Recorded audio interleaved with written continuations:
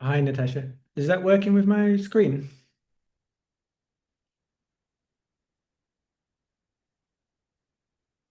Hey, Casey, can you share? It's not showing Ah, screen.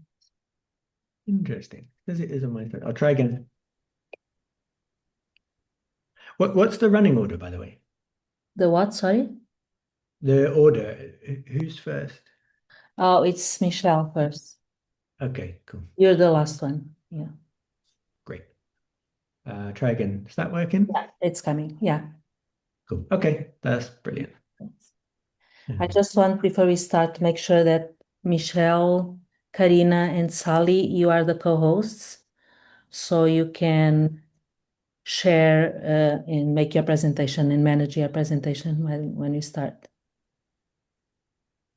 Okay, I will try it shortly. Okay, go ahead. Okay, is that working for you?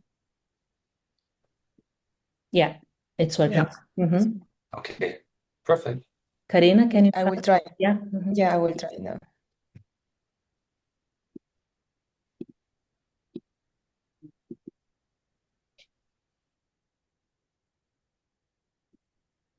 Gosh, is my sorry.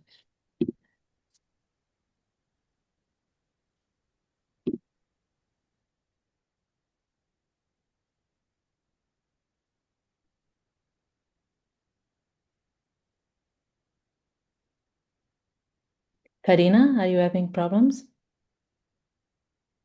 Um, Sally, do you want to go ahead and try yours before we start? Let me try quickly. Um, Hold on, sorry.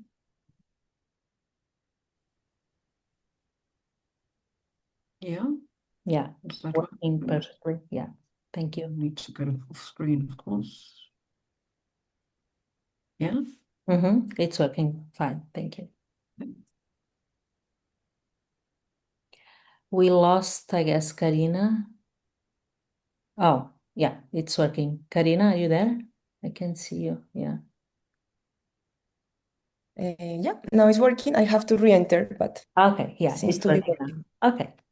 Okay, super. Thanks. Okay, so let's get started. I think it's 3:01 for me. So, and we have a good number already to start, so I think the others will join us.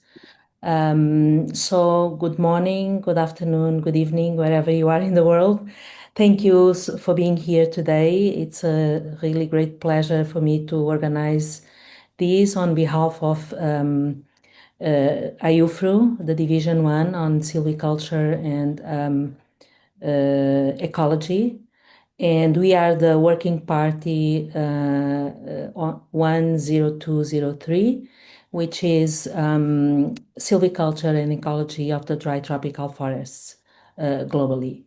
So I'm here with my colleague Sven Günter from in Germany, which is the deputy coordinator of the division and also the deputy coordinator of this.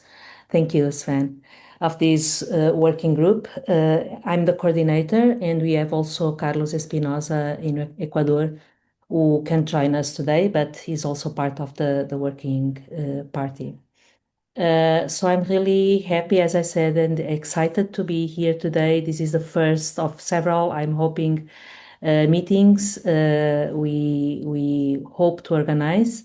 So we have 2 hours of work, of interactions and good discussions. I'm sure we'll have good discussions. So I think the aim of this, I'm hoping you can see my screen. So I'm just projecting here the aim of the webinar. So basically, as I said, it's the first of many meetings to come. And the idea here is to create a foundation to build a global TDF network. So there's plenty of networks, regional, national networks, and we think that IUFRO can be like a key umbrella to coordinate and to make all those sub networks to talk to each other and discuss issues related to TDFs. Uh, so And I think what's the most important with this first webinar and the next ones is to how we can raise the voice of TDFs in the not just the national but also the international arenas, not just in terms of funding for research but also policy making and a better understanding of the TDFs. So the agenda for today, it's a bit packed, but I think we can make it. So we have two blocks. So we have passed the introductions. We won't do individual introductions because we won't have time. We already have 36 people on board, so it will be timely consuming having individual presentations. So the first block, it's on science. So we have four good speakers, key speakers on the different TDFs worldwide. So we started with Asia, then Africa, Latin America, and then a global project coordinated by Casey, which links the whole TDFs together. So after a short period of Q&A, 15 minutes, which I encourage, given the number of people, I encourage to use the Q&A, but also you can raise your hand and you can speak during the time, but Q&A will be the most appropriate platform to put your questions. Then we have a good 45 minutes, 50 minutes of an open discussion on several aspects, as you can see here on the right-hand side. So we have 6 points to discuss, or at least to come up with like an agreement amongst all of us. And for that, I prepared some polls, and we use the polls to see the responses and discuss based on those responses. So without further ado, I'll present the speakers as we go. So the first one is Michelle Zhang. Michelle, while you get prepared for the presentation, I'll introduce yourself. So is a lecturer in silviculture at the Kastsart University in Thailand. His research focuses on developing adaptive silvicultural strategies for planted and secondary forests that allow people to produce valuable products without degrading soils or compromising ecosystem services. He works across a range of forest ownership contexts, including public, private, and community managed forests in Thailand. So, Michelle, the floor is yours. You have 10 minutes. Thank you so much, Natasha. Yes, thank you so much for the invitation and organizing all of this. So hello, everyone, and I hope there are some people here from Asia too, given the time. It's pretty late here now in the evening. So I'm from Kastsart University in Thailand, Faculty of Forestry. Now my screen is gone. Okay, just a second. So, and we are basically the only faculty of forestry in the whole country. And in this talk, I want to explore a bit some silviculture strategies that we are working on here, that we're trying to develop. And due to my location, it will be very much focused on Thailand and some on continental Southeast Asia. And since I don't have a big network yet, as the other speakers that will follow me, I will develop more questions than really answering them. But I think it will be interesting to compare them to the other regions. So as Natasha already said, I work with a few different forest owners that ranges from state agencies, community forests, private landowners, and also smallholders. And I'm really interested in how we can use silviculture to meet these different needs, that be it ecological, be it economically, and be it social.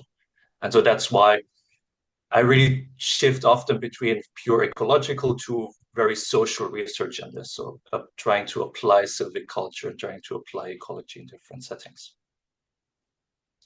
And I will give a short background first, because I saw most of you, I think, are not from the region here.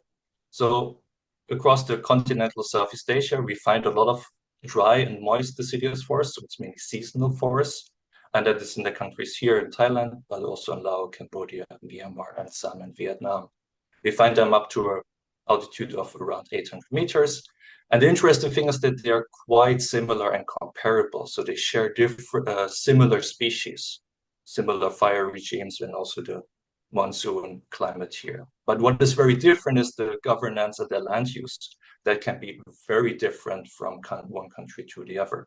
And that's why I think for the future, actually, it could be interesting to compare how silviculture can be developed for this kind of very similar ecosystem, these ecological systems we have here, but they can be very different in the management objectives, but also in the frameworks that we have here. And so we broadly distinguish two major types of these dry forests. That's first the mixed deciduous forest, and the second one is our deciduous dipterocarp forests. So the mixed deciduous forests have a denser canopy, they have more species diversity.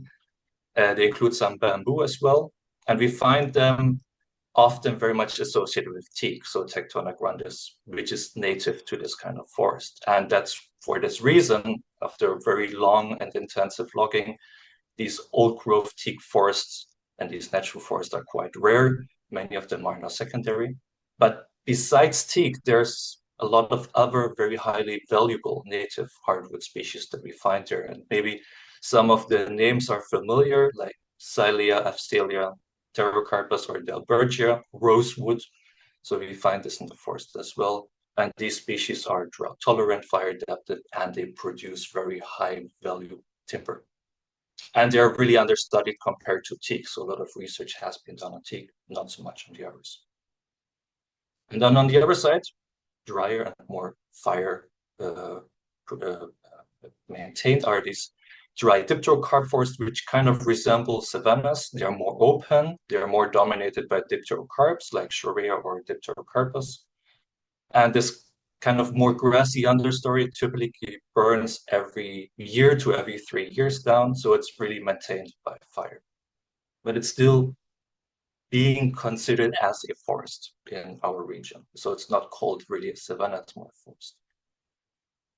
And so over the past few decades, we have seen a lot of forest transitions in Thailand. Deforestation has slowed down. Now we find more industrial, agriculture intensive plantations with eucalypts and so on. And at the same time, there are very strict conservation laws which prohibit logging, especially in natural forests, but also in secondary forests. So even if you want to conduct thinnings, you're not allowed to do this for restoration or enrichment. It's basically that restricts the measures that we have as silviculturists very much. The domestic timber supply is plummeted, and really forest owners are now looking for alternatives to deal with this very strict forest conservation. So these really fail in providing timber supplies and also supply all these ecosystem services that are now desired by society. And we see on the other side to this kind of forest shift, we see a very societal shift. The small scale farmers, they're getting older, younger generations are moving to the cities. And probably these marginal farmlands will be abandoned. So the question is, like, who are we managing these forests for in the next 30 years? Who is going to benefit from the forests? Who needs some benefits from them? And that's why I think this kind of silviculture that we have now really has to evolve into something new. And that's why I borrowed this one from Casey's project. And I found this nice research question: what are appropriate management scenarios for savannas and dry forests? And the same question we have here. So the forests in our country, in Southeast Asia and the region, are not static. So they're constantly changing, transitioning. And I think that's why we need silviculture here to help to transform them, to transition these land uses. So I have 3 larger topics that I'm interested in. So the first one would be the shift from monospecific plantations that are often teak and they're often degraded and underperforming into more diverse, more multifunctional planted forests that provide high quality timber, but also other ecosystem services, water and carbon and so on, and TFPs. The second one would be what to do with these marginally productive farmlands. How can we transition them into more productive planted forests for smallholders? And the third one would be, how can we manage secondary forests, enhancing them, giving a chance to use them for NTFP production, so non-timber forest products. So I think that's where silviculture comes in here as a very important tool to drive this. And let me give you a few examples. So the first one would be teak. We have a lot of teak plantations here, not only here, but also worldwide, and often planted in monospecific stands. But I think that mixed forest could be really beneficial here, preventing soil degradation, ensuring sustainable production. And we have species in the region. So like I already mentioned, Pterocarpus afcia, that could potentially improve the soil fertility, but also could diversify with economic returns. And similar practice have been used in Indonesia in the past, combining teak and Leucaena leucocephala, which is not a native species. So we are trying now to find alternatives to this, species that are native to the region but could fulfill a similar function.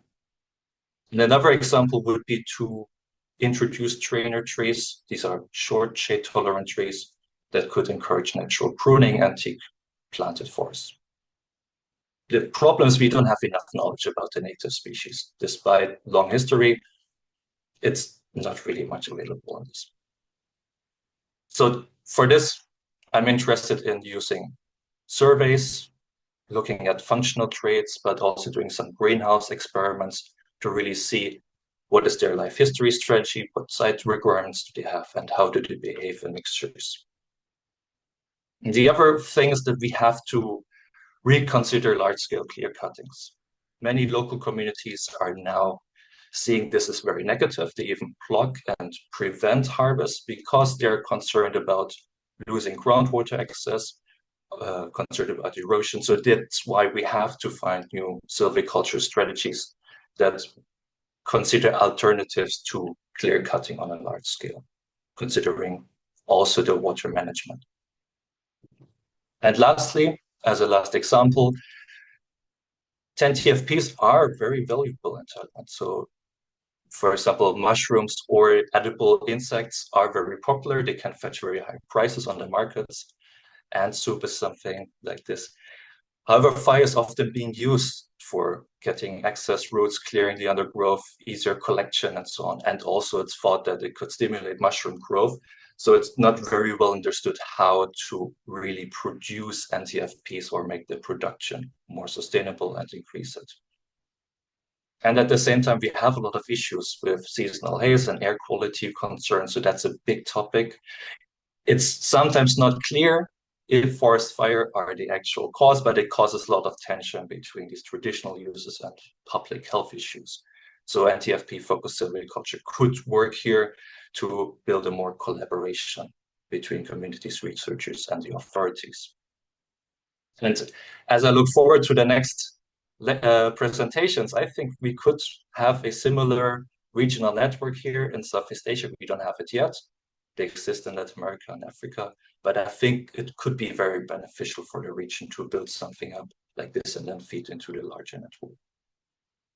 So one starting point from my side would be revisiting very old sites. Now I found this data set that's 50 years old, and I want to start to rediscover them, looking at the long-term development. So if you have any of this kind of old data sets, please take care of them, archive them, digitize them for future researchers. I think this could be very beneficial.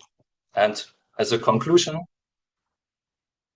so I hope that we will see in the next sessions that tropical dry forests are very different, but I think they share a lot of silviculture strategies, and I think we can learn from this, how to balance production and conservation.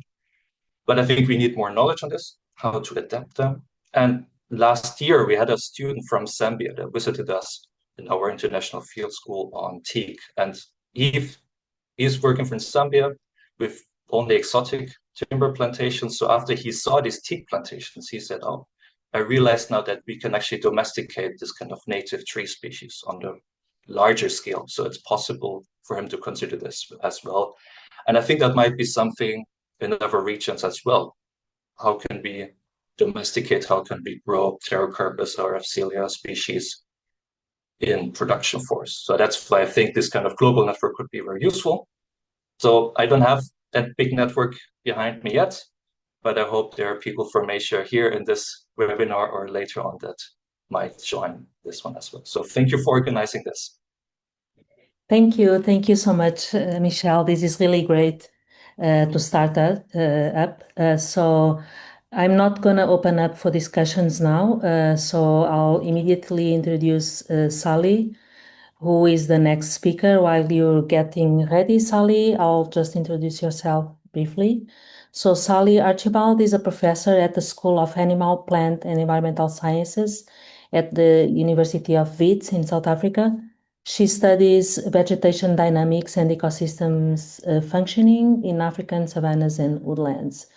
Sally also coordinates the CSO that Michelle just mentioned. I'm sure she will be able to talk better than me about the CSO, which she coordinates together with Casey. Thank you. Sally, the floor is yours.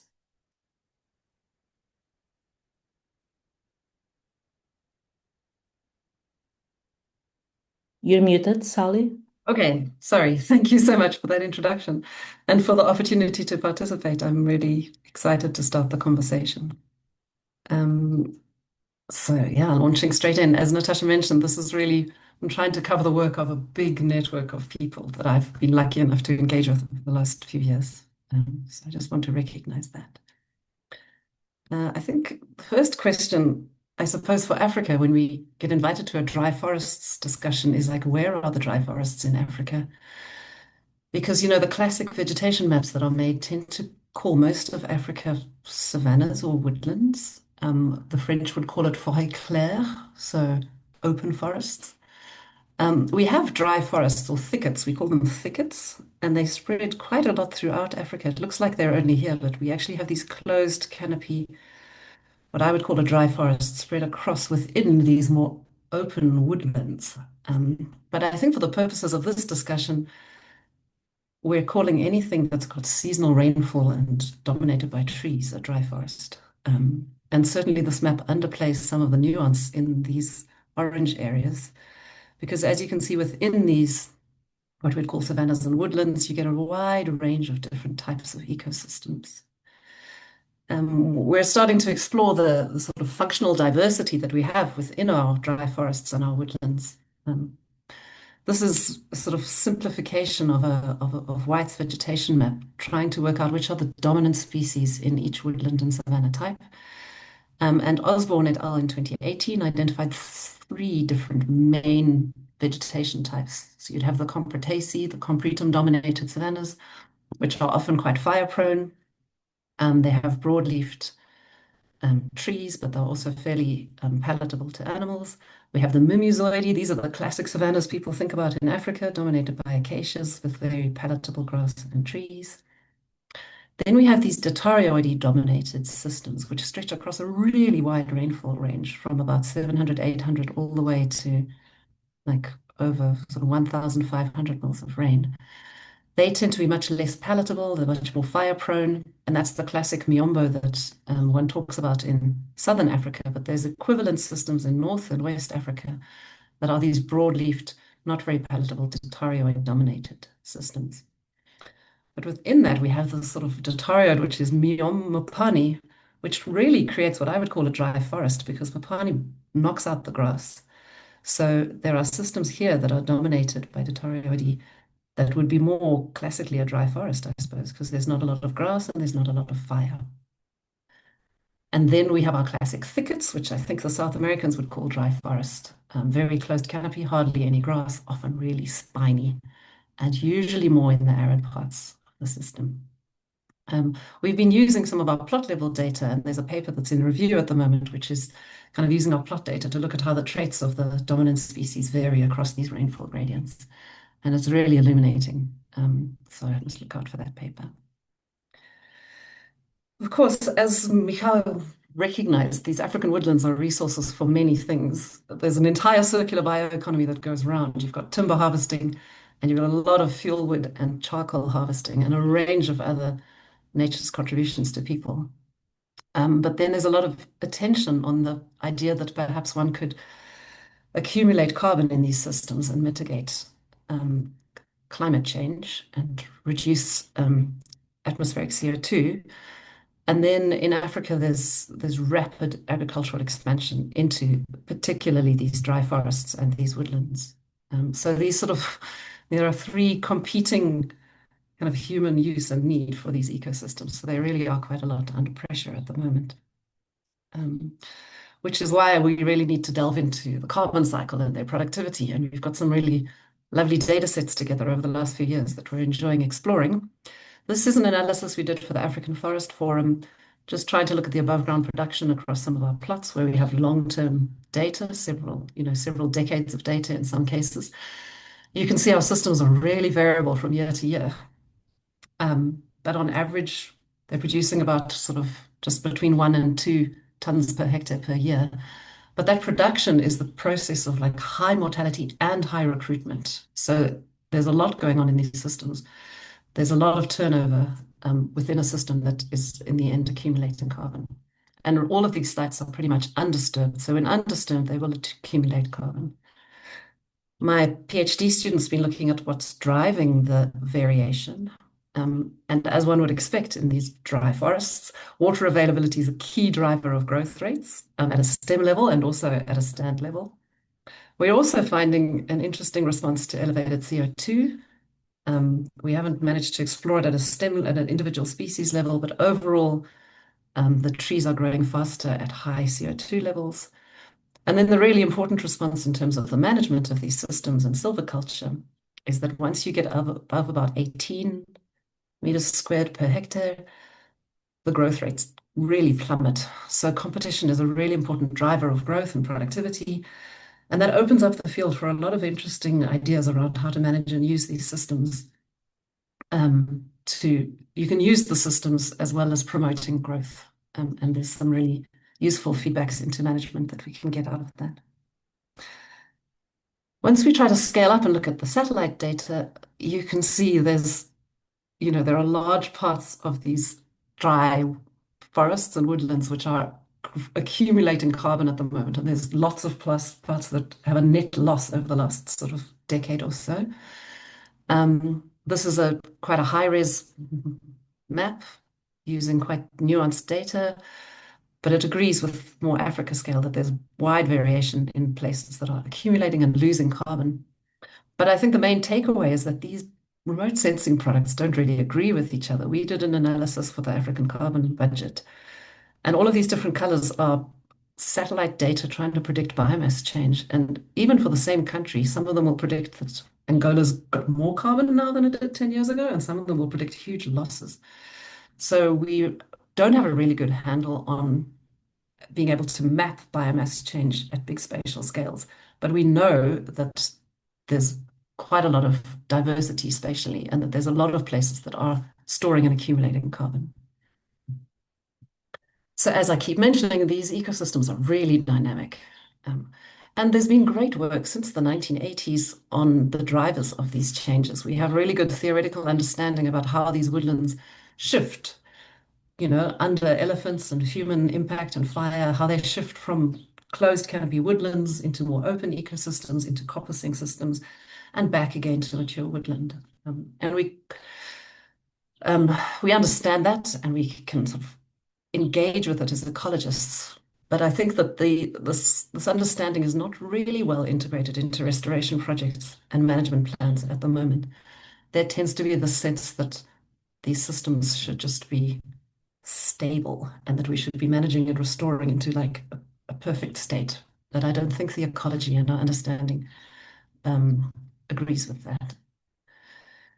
As Michal mentioned, one of the major factors in all of these dry ecosystems that have like long dry seasons is fire, and fire increases as you get more into the wet woodlands, which I think is different from what you said in Thailand. You said, you had more fire in the more arid woodlands, but certainly the frequency of fire and the intensity of fire tends to increase as you get into these high rainfall woodland systems. And many of the timber species are particularly sensitive to fire. Here's a picture of Vicia plurigyrigu it's in a reserve that burns quite a lot. And you can see these big stems are often really damaged by the fires that come through. So anyone who's wanting to engage in forestry or silviculture in these systems needs to keep the fire out, but it's really tricky to do that. And so that's, I think, one of the major things we have to address is like, where and how are we going to embrace these fire-prone ecosystems while also trying to manage them for production and human use. Some really nice insights that have come out recently from a fire experiment. There are long-term fire experiments all over these ecosystems. This is a particular one from Zambia that we've been exploring, trying to look at the biodiversity impacts of fire. So it's got 3 treatments: a late fire treatment that burns every year in hot fires, an early fire treatment that burns every year but in cooler fires at the beginning of the season, and then a no fire treatment. And as you would expect, because we mentioned that some of the trees are very sensitive, the less fire there is, the higher the tree biomass and the higher the tree cover. But when we look at the biodiversity of the plants as a whole, we get some quite interesting responses. Firstly, I think we've known this for quite a long time, is that actually these systems, the tree diversity in the tree communities, are quite resistant and resilient to fire. They, even though you have these really extreme different fire regimes, the species composition hasn't shifted much over 50 years in the tree layer. But in the ground layer, there's a lot more responses. And you find that each of these fire treatments actually has unique species that aren't shared across the different treatments. So our conclusions there is that actually we do need, if we're focusing on biodiversity, we do need diverse fire regimes if we want to represent all of the biodiversity in the system. I just want to finish on some work that we're doing, which is really trying to engage with this clashing priorities of like climate mitigation, restoration, and human use, and finding ways to work out what levels of human use are appropriate in these systems. There are these great maps developed on levels of fieldwood harvesting across Africa. And we've been developing maps trying to look at what amount of turnover would be considered ecologically appropriate in these systems that used to have big elephants roaming around, knocking down trees all the time. So we've got sort of a reference rate of elephant toppling. We've got current fieldwood harvesting.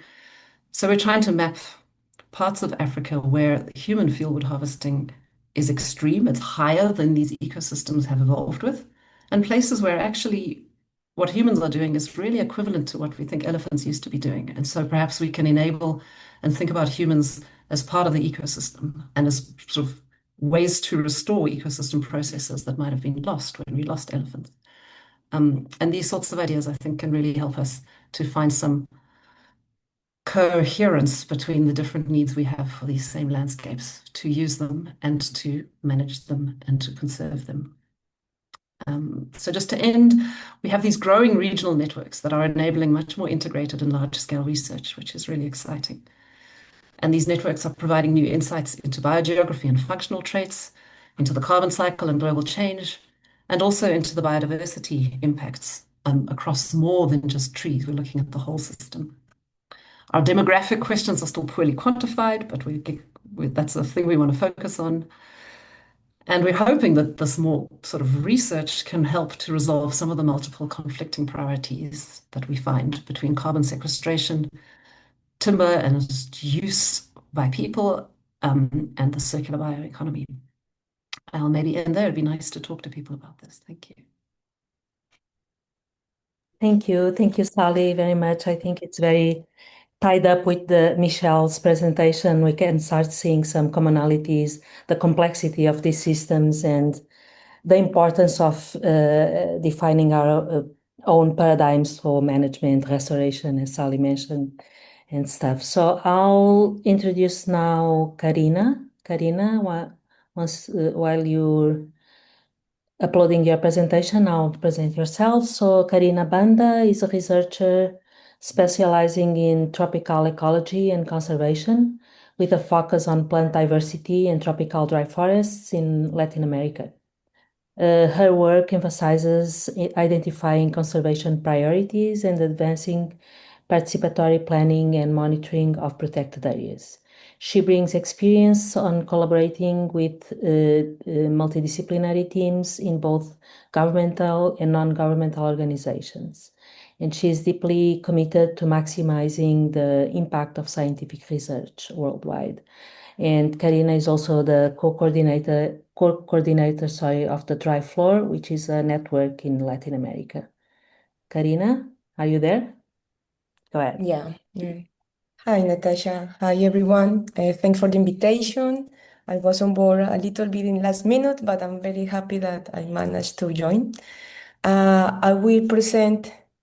Have you no? Are you seeing my screen? Sorry. We can see it now. Mhm. Okay, sorry. And I will have the chance to present the experience of the network itself and also having a general overview of the Latin American dry forest. It's very excited to see the commonalities and also a bit of the difference between the continents. So Dry Floor has been working from 2012 more or less. So it's a network of scientists, mainly botanists, with a little of input of conservationists too, across the continent. Has been led by Toby Pennington from the University of Exeter currently, and also from the Royal Botanical Garden. And here is the picture of the core group of Dry Floor, who represent more than 100 of researchers that are actually part of the network nowadays. Um, I wanted to show a kind of iconic photo that tried to be an example of tropical dry forest, but actually it has been very difficult to get this one kind of good representation of this high variety in Latin America. The most common trait is that has been uh, transformed for long period of time and has been the base of our civilization. So the land use transformation is super deep. And dry forests in Latin America could be considered the most threatened forests.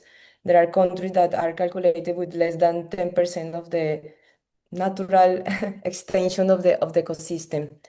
Dry Forest start with the idea to understand biogeographical patterns. We wanted to really get into a big picture of the biome across the continent. So we start with very basic questions about how are the floristic affinities of this system across Latin America. So we start gathering data from quite very old works too that Michel highlighted at the end of his presentation. So Driver was doing that from the beginning and also rescue reports from technical studies, from theses that in many Latin American countries they didn't get the way to get published, for example. And we were gathering data with the data structure from one of our main partners that was from Brazil. So it was Ariel Ribeiro Filho who started gathering data, floristic data from Brazil. And we kind of continue his work spreading the data structure to the whole continent. So we get data, floristic data, for sites that we consider like 5 kilometer radio. So it was a big scale analysis in which we gathered data in this sampling design. We use a very broad definition for dry forest. So here in this is a schematic map in which you can see how scattered the distribution of the dry forest across the continent, from Mexico to Argentina. The biggest and more continuous station is Caatinga in the northeast of Brazil, but in the Interandean valleys, we have those pockets with a lot of endemism, and we have in the north of Colombia and Venezuela quite a semi-deciduous forest too. So in this broad definition, we call it sensulato to start gathering data because we want to catch the biggest variability as possible in this first approach. As for communalities, that is not very important for us, was to define like there are forests that are host in fertile soil, very different from savannas. That the vegetation is mostly deciduous, but it's quite very broad. Also, the range of deciduousness, that with rainfall less than 1,800 millimeters per year, but it's very important that those systems experience some hydric stress. So with 3 to 6 months receiving very little rainfall would be kind of the criteria to consider a dry forest. We have a database which is open access with these first database that we gather. And as a first remarkable result is just the very high diversity of species that dry forest report for the first time, because was always getting behind in terms of attention and studies in comparison to rainforest, for example, in the tropics. We got from 1,700 sites, and this is how the interface looks still now. And we analyze the first time the continental data using ordination and classification methods to understand the floristic affinities.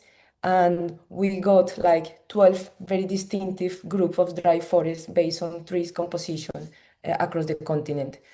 So with this study, we highlight the importance to define very specific conservation effort for those different nucleus or dry forest groups. And we also highlight the level of turnover, which is super high. In this map, we can show the gray circle represent the uniqueness of the flora or the floristic composition for each group, and the size of the circle is the number of species that were reported. So we can see that Mexico has a very distinctive flora, and then the relationship between the areas, the number of species that are shared between the groups. I like to show pictures to make examples of how the physiognomy of those areas looks like, and in this broad scale we can see that there are many differences and in the way that the vegetation is structured. We have very dry areas with not so many cacti in the interandean valleys, for example, but which is very contrasting from Caatinga, for example. There's the other. In Brazil, we also have not only the Caatinga Formation, the Mata Seca, which are less dominated by cacti, and also until the most extreme or more humid environments that could be cerrado within the Savanna Cerrado in Brazil.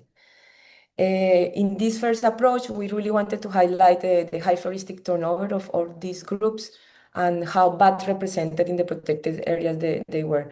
So that was our conservation message behind this continental analysis, in which we were very happy to really deliver the message due to the level of threats of the dry forest across the continent. So we were also working in parallel in the scientific analysis of the data in some outreach products that has been very important to visualize the biome.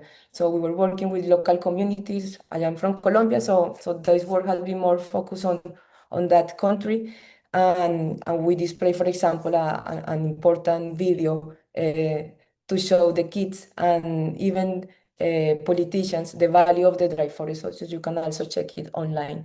We built like a bunch of resources to go to local schools to highlight the importance of the forest in which they are immersed, but they didn't know that it was so important because it's really neglected in the way that they are seeing the forest, because it's super dry. They say that it's not even worthy to preserve, no, even communities living within the forest.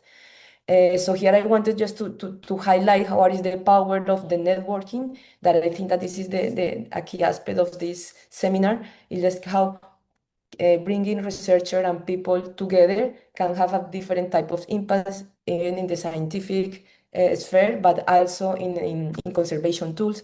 So the database that DryFlow has been building also very useful to improve the red listing for the dry forest species, complementary to the herbarium record, for example, and also being beyond the distribution criteria, the geographic distribution for the IUCN assessment. So with this data in the next phase, DryFlow are also contributing for the population estimation. Here also is one example in how having kind of a very basic data can really highlight the importance of those systems. In this cladogram, I highlight in orange the interandean valleys group of dry forests, which really go through the whole cladogram, showing how different even if they're geographically closer and with similarities in terms of the landscape. But every pocket of Interandean valleys, they show a different composition and with a very high level of endemism. So with this simple message, we have been able to really promote the conservation of the dry forest, having concrete arguments to establish new protected areas, which is actually what we really need nowadays to protect whatever we have left. The second phase of dry forest, I'm going quite fast, because it's our work in progress, is including quantitative data. So now our partners, since 3 years, our partner has been gathering abundance data that usually came from plot data or inventory data to really go to understand in deep the plant community structure and also the dynamic. So this is the current work of DryFloor that has been in partner, I would say, with forest plots. So that's an example of how the Colombian network of dry forest has been included in the forest plot network, which is a platform that is in the University of Leeds, mainly focused on rainforest, but also now diversifying to the dry system too. So I think that in SECO we're gonna have some insights about forest plots too. And within DryFloor, we're working together also with Forest Plot. We developed this protocol that had been a very important tool for researchers and authorities to monitor in dry forest in a standardized way, which is quite complicated because of the difference, but at least we have the main criteria and the format in which every monitoring can be adjusted to the dry system. And currently, the abundance data of DryFloor includes more than 2,000 plots, and it's the current analysis that has been led for our Mexican partner, Leonel Lopez from the University of Michoacan. So this is a analysis in progress, and this trying to understand if it's the history of the environmental factors who really are driving the richness of the tropical dry forest. And for the next steps, sorry, I'm taking a little bit too long. There is a very big interest from part of our partners to jump into the functional ecology. So we are also thinking in the third phase of Drive for just more functional, gathering trade data across the continent. And as a last slide, I wanted to share with you a product that would be released next month. So it's a book for the Caatinga, and the idea is to spread the word in this massive dry forest in the northern east of Brazil. So Voembora Caatinga is the latest product of the network. Yeah, thanks for your attention. I'm happy to Thanks so much, Karina. answer some questions. Really cool and complementary to the other talks, and we can see also the raising awareness at school level. It's really important to also, the next generation, build the next generation, having in mind the importance of those forests. And I guess for Michelle, gives you some insights on how the networks can work, the regional networks. So we can discuss these issues later on. So Casey, it's your turn now while you load your presentation. So Casey Ryan is a professor at the University of Edinburgh. So he works on the impacts of land use change in dry forests and savannas, with a focus on the impacts on carbon, biodiversity, and livelihoods. His field studies are focused on the Miombo woodlands of Southern Africa and Eastern Africa, but he uses remote sensing data, especially radar, to upscale his work. Together with Sally, he co-coordinates the CSO, but he also is also the coordinator of the SECO project, which is presenting today. Before you go, Casey, there's already some questions and comments on the chat. So if Sally, Michelle, and Karina want to just visit the chat to get prepared for the discussions. Thank you. Go ahead, Casey. Great, thanks, Natasha, and thanks for the invitation to speak, but also for making this happen, right? And getting this group together. I think it's a really valuable thing to be doing. So thank you for your efforts. So I'm going to talk about the SECO project, and my plan for today was just to kind of give a few key results from SECO. We're past the midway point, so the results are starting to emerge. But then try and reflect a bit on what I've learned by trying to work in SECO across many of the networks, Seesaw and DryFloor that we've heard from already, that maybe can lead into the discussion session afterwards. Now, would you start the little timer for me? I really thought that was cool, being able to see the timer, and I love the music, of course. Yeah, I'll do that in a minute. Sorry about that. So SECO is focused on the carbon cycle, right? So everything I'm going to talk about now is about the carbon cycle of the dry tropics. And our big question is, what role did dry forests and savannas play in the terrestrial land sink? And we care about the terrestrial land sink because it soaks up about a quarter of our anthropogenic CO2 emissions. And if it wasn't there, the concentration of CO2 in the atmosphere would be something like 500 parts per million, and we would be in even deeper trouble than we are in already.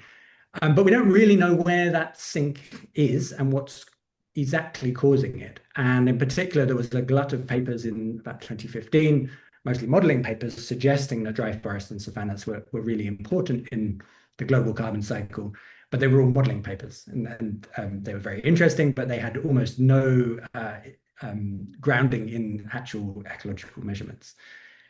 So SECO was a response to that. It has three components: a pan-tropical, an effort to bring together the plots, long-term plots across the dry tropics, which is led by Kyle, who's here today as well, and several other people actually who are on the call.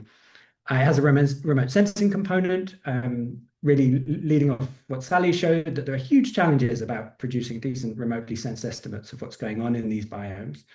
And then it has a modeling component as well, which I won't talk about today because time is short.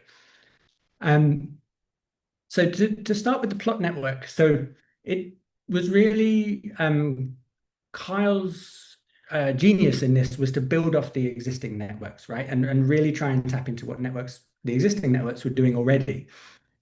So we've heard about Seesaw in Southern and Eastern Africa. We've heard about DryFloor as well.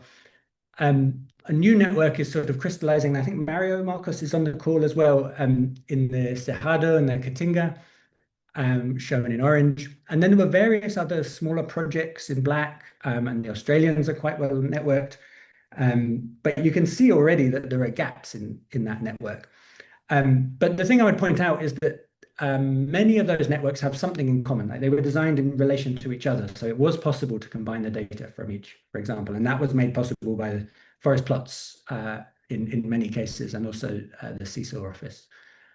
And just in case, if you're saying, yeah, why isn't my plot in there? I've got a wonderful long-term plot network, et cetera, et cetera. This is by no means a finished thing, right? So there's still scope to get involved. This just shows the data set we had available for the analysis that I'll show now.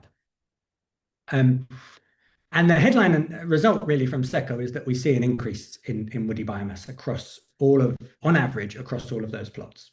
If you can see that distribution of biomass change, it's just slightly skewed or slightly shifted to the right, which means that on average, the plots are getting a bit woodier. Might not look by very much, right? If we do some funky statistics, we think it's maybe about 1% per year. But then you think, okay, that's 11% in a decade. That's in my lifetime, that's 40% increase in woody biomass. Well, or 45, I should say. That's actually a serious amount of biomass that's being gained in these systems. And another way to think about it is that actually it's way more than the increases that we see in rainforests in relative terms. So they're either a third or a half of the increase in woody accumulation that we're finding here. And we know that they drive a very important carbon sink. Well, that means that so do savannas and dry forests. Important from a carbon perspective, but we've really very poorly understood consequences for other aspects of ecosystem functioning. So in SECO, we did a bit of work to scale that up. And indeed, if you call the wet tropics the green stuff in those maps, which is sort of evergreen closed canopy forests. If you think of dry forests and savannas as the blue stuff, then and you scale up using the plot data, then the sink into the rainforest is about the same size, or the increase in woody biomass is about the same size in the rainforest as in the dry tropics. And put together, that means the tropics are about the same as the non-tropics in the global carbon sink. So there is indeed a big role. The models were, they weren't exactly right. In fact, they underestimated the sink a bit, but they had spotted that something important was going on in these ecosystems in terms of the global carbon cycle. And so if we go back to our original question, well, yes, they play an important role in the global carbon cycle, and they take up something like 20% of the total global land sink is in these systems. And that has very important consequences for the carbon cycle, but also for the ecological changes that we see underway in these systems. I should say that that's the view from the intact portion of these biomes, right? So the plots only really work in systems that have not been radically transformed by humans. The remote sensing really is needed, I would say, to get to grips with what the land use change emissions are that might be important in the bits of the ecosystem that the plots really struggle to describe. Very few people put plots in landscapes that are radically transformed or regrowing. So we do that with radar remote sensing. This is not my intention to go into the gory details of that today, but here's a map of woody biomass made by combining those plot data with radar remote sensing. And our aim here really was to have something that worked well in these seasonal ecosystems, which has always been a challenge for optical remote sensing, particularly when it's calibrated on stuff from either temperate or rainforest biomes. So the new map we have it's still a work in progress, but it does validate much better against the plot data than the global products, which is not a surprise in a way, like it should do if you build something that's targeted at these biomes.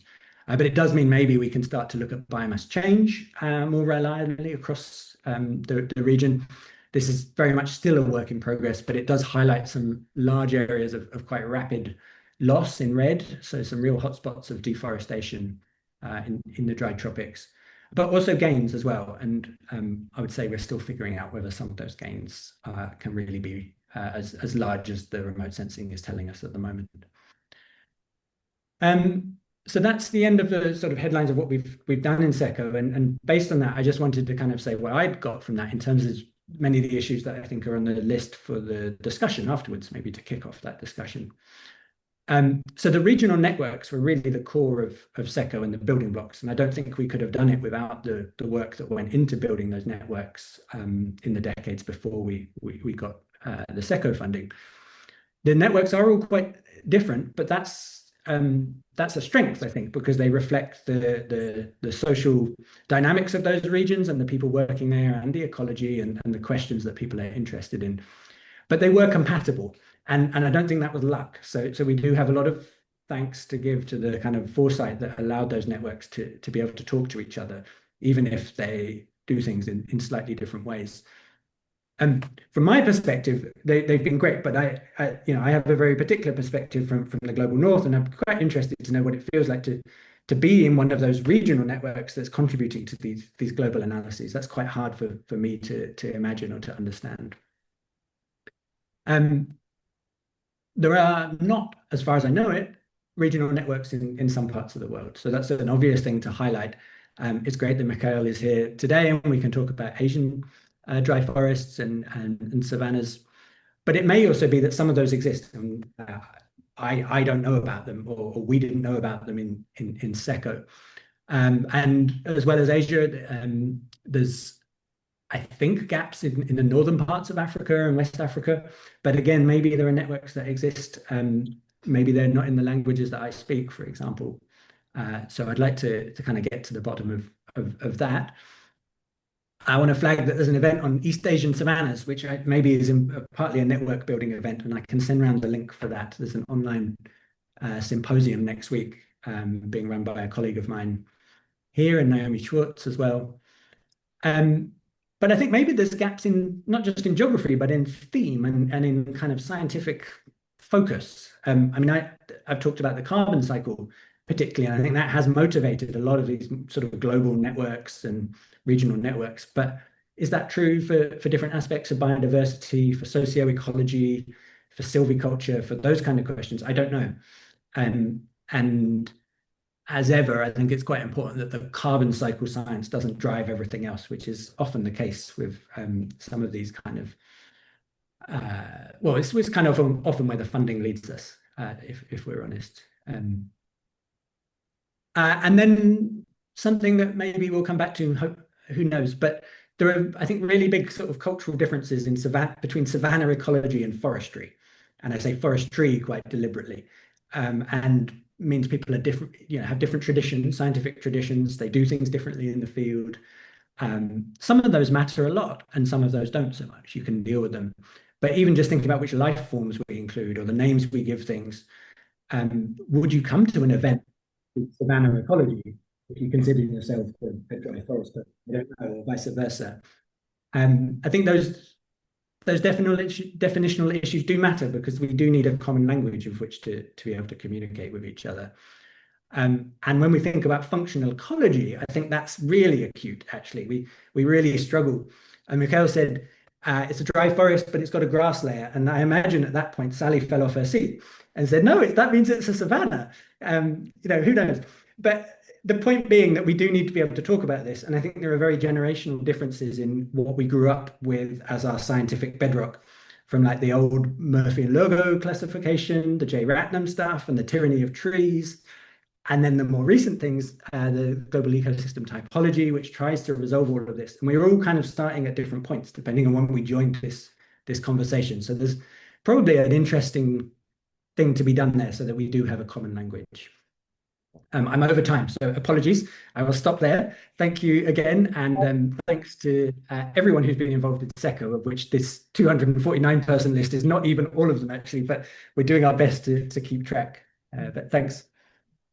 Thanks, Casey. This is really good. Can you leave the previous slide on, so maybe it can help us on the Q&A? So we're going now for the Q&A. For this one, I'll ask people to raise their hands if they want to talk, or put on the chat. I've seen some already interactions between Sally and Richard. Yeah. And there's also another comment from Gregor. Fake. I don't know if you're on the call still, Gregory. So basically he mentions that recent work by Maluleke 2024 comparing GPP from remote sensing products to eddy flux measurements demonstrated a significant overestimation of GPP by the remote sensing products in arid savanna systems. I don't know, just to start with, any of you want to just comment on this comment? Maybe Casey, you're more the remote sensing. You're muted. I'd love to look at that in more detail, and actually we hope that the GPP estimates, they're one of the things that should be better. So if they're wrong in these ecosystems, then everything else is wrong too. So I'll enjoy looking at that. But I think the general point is that a lot of these global products have very little reference data from these biomes that we're talking about today. And that's true of flux measurements, right? There are not a lot in dry forests or savannas. So I'm not that surprised the global products are a bit off.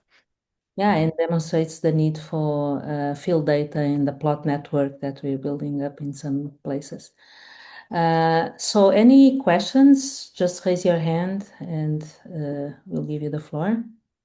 It can be like direct questions, like clarifications, or just based on the topics that have been presented.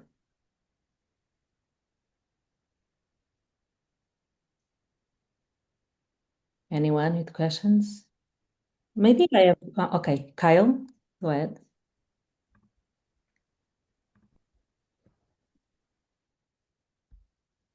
Sorry, I was trying to, hi.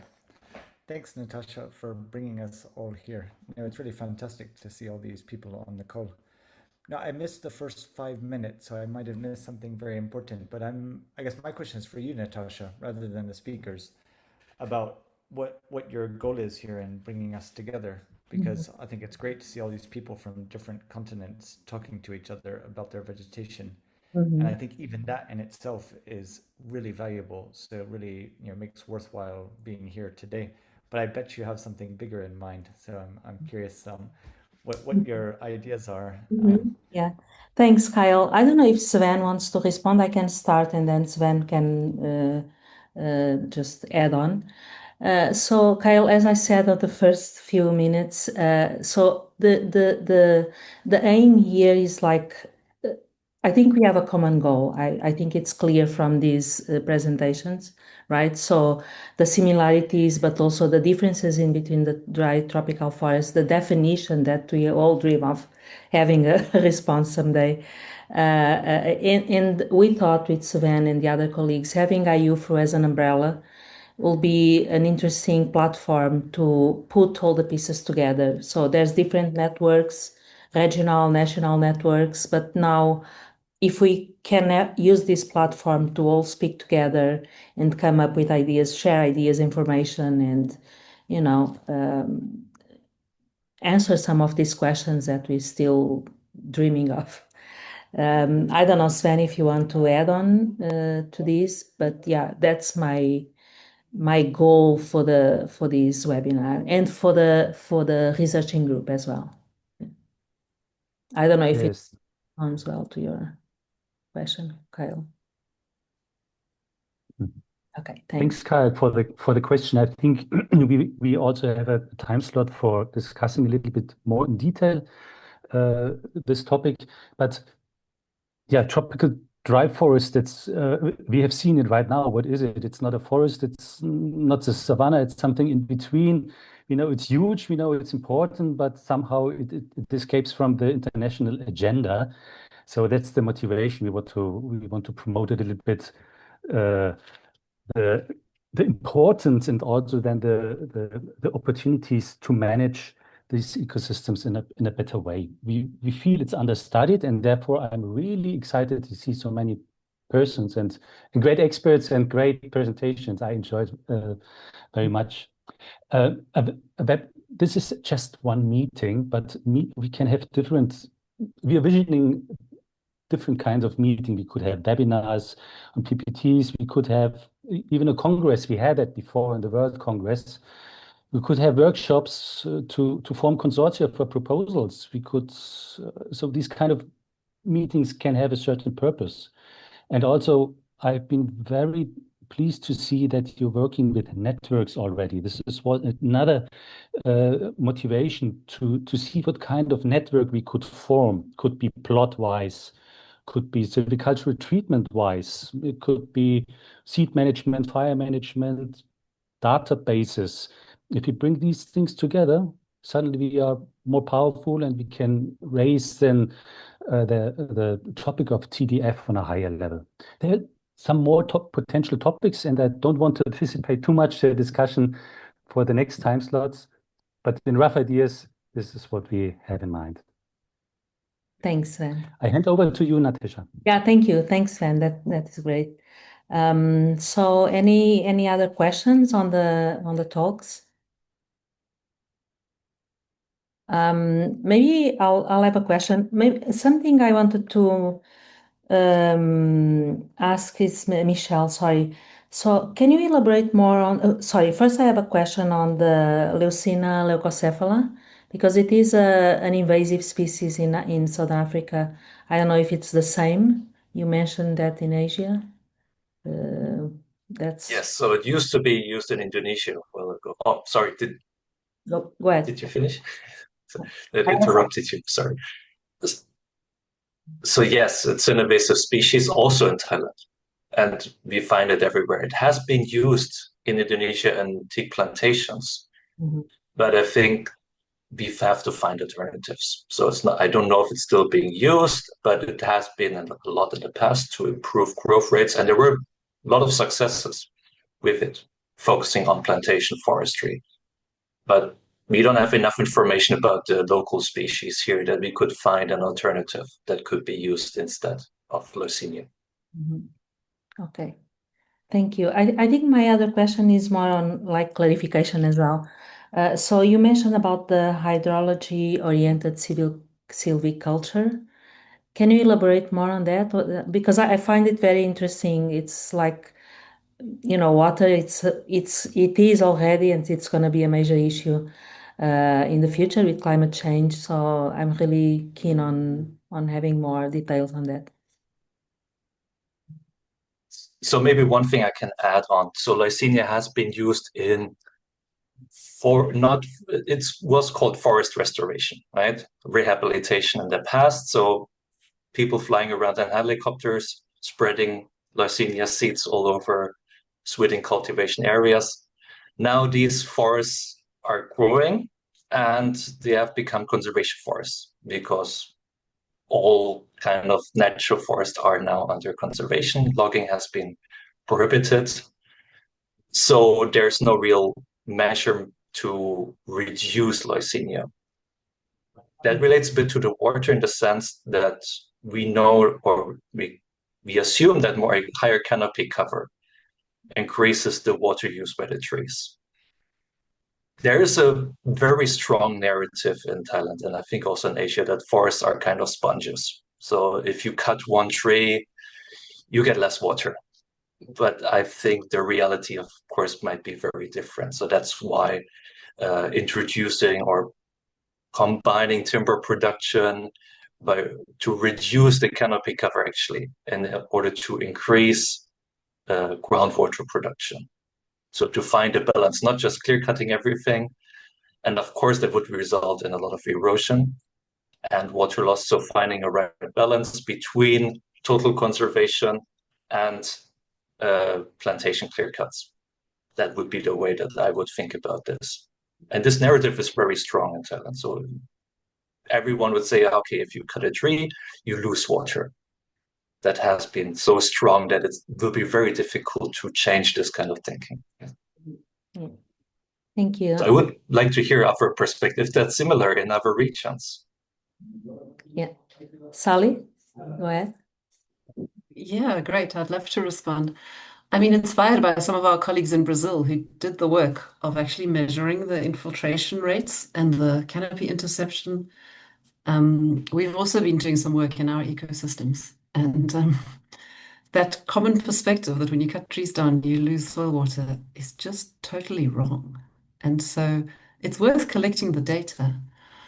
The losses due to interception, I think, in the arid systems are maybe the highest because we get lots of small rain events. And so then most of the water just lands on the leaves and evaporates again. And we've quantified the proportion, like when you increase the tree cover by 10%, the loss, you just don't get any water going into the soil in the first place. But then there's also losses through increased evapotranspiration because of higher leaf area. So there's plenty of data from Brazil and from South Africa to demonstrate that if you're really interested in increasing soil moisture, like you say, maybe targeted sort of selective reduction of the leaf area is what's going to help. But maybe we could design some, because people won't be persuaded unless you show it in your own ecosystems. I suppose, could I just follow on? Do you mind, Natasha? Yeah. Because it's interesting to hear you say, and this is kind of what we're getting at as well, is, once the systems get too high biomass, then the trees stop growing anyway. So there's lots of motivation to do some sort of use in these systems that you're managing. But you mentioned that there's no fire in your wet dry forests. But if you did it, like once you cut a few trees down, you're going to open it up. You might bring some fire into the system. And I suspect many people in Thailand would disapprove of that as well. What are your thoughts? Yeah, introducing this and actually getting the permission to do this kind of experiment would require a lot of persuasion, for sure. So you have to have the data already from other countries to back it up and then test it locally.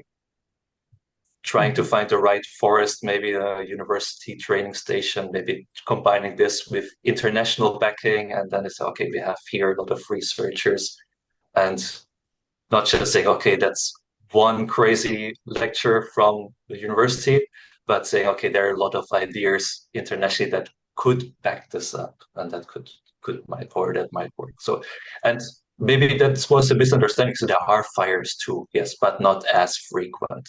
So that these deciduous forests also experience fires. Okay, thank you. We have Yemi. Yemi, go ahead. No, thanks, Natasha, and thanks for bringing us together. I thoroughly enjoyed the presentations. I have a question for Sally. You know, we are seeing a scramble for carbon credits, especially in the dry forest, and a huge expectation that there are going to be billions of dollars to be made from the sale of carbon. There's a lot of legislation being put in place to promote, carbon trading. And so as I was listening to you, and maybe I didn't hear accurately, you made reference to the fact that there's a wide variation, that some places are losing carbon, but there's also a potential to intervene and increase biomass, and therefore, I guess, carbon sequestration. So do we have enough data? Is this expectation of, lots of dollars real? Are we going to see a lot of fraud and fictitious projects that are creating carbon that is not there? And do we have enough data to do verification about the carbon and the quality of this carbon? So, just whatever your reflections that you have based on the work that you've done so far. Thank you. Yeah, thank you for raising it so clearly, Yemi. Personally, I think chasing earning carbon credits from our ecosystems is a really silly thing to do, because yes, even if the carbon price goes up, firstly, there are huge opportunity costs towards setting aside large tracts of land for storing carbon, because none of what Michael is talking about, none of the other human needs are going to be maximized when you're trying to maximize the amount of carbon you have in these ecosystems. So, just from a diverse values perspective, yes, you might be able to increase the carbon in these ecosystems, because at the moment, as we've shown with our data, they're not at like climate potential. There are things you could do. You could take the fire out of the system. You could, take the human harvesting out of the system. You could prevent, you could change the dynamics of the system to make them store more carbon. And you might earn some carbon credits for that. But as Casey's shown, the remote sensing is not good enough for us to prove that the carbon's there yet. You actually have to be measuring the trees, so it's really expensive. But eventually we'll get to a point, I think, where we'll be able to map the carbon and see how fast it's accumulating. But I still think that that's a silly way to try to earn money in these ecosystems, to be honest. Like maybe it can be a co-benefit for something else that we want to do in our ecosystems. Like here's a patch of beautiful miombo. It's supporting this many people. It has this biodiversity. And if we manage it this way, it might store a little bit of carbon and there'll be a little bit of money on the side. But making that the main goal would, I think, just be shooting ourselves in the foot, to be honest. Thank you. Thanks, Sally. I don't know if there's any burning question. I think we need to move on to the next block. If there's any, just shout out and we give you the floor. But if not, just a few seconds, see if anyone, no. So we're moving into the next block, which as I said, it's several questions I have on how we can organize this working party and the way forward. So, Casey, if you can stop sharing, that will be good.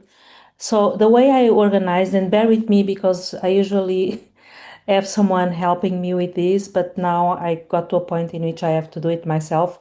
So what I'm doing is some polls with the questions, and I'll give you a few seconds so you respond to the question, and then I'll show the results. Okay, hopefully it will work. So I'll start with the first one, and let me know if you received the poll already on your side. Have you? Yeah. Okay. So in two words on expectations for the research group or the working party. I think you can get the QR code and respond straight to my webpage. Hopefully it will work. It's my first time. Sorry if it doesn't, but hopefully it will.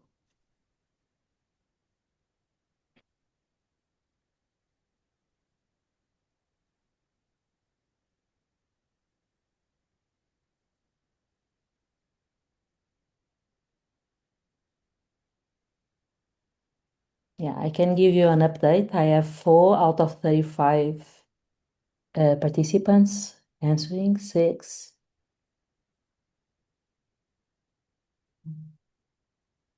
So far we have 17%, 20 now participated.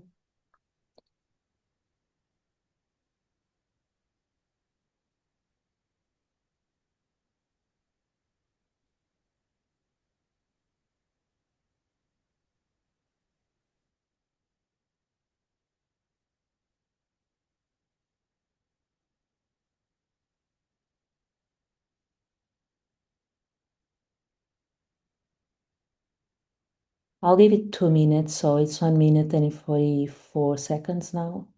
In 2 minutes, I'll close the poll.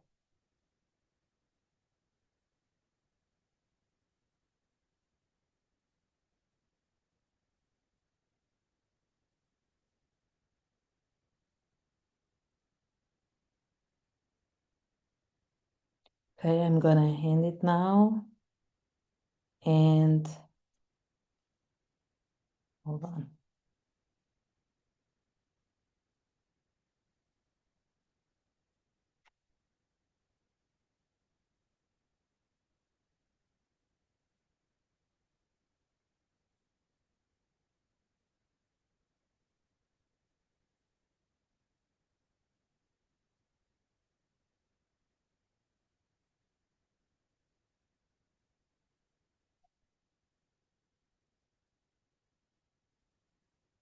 Hmm.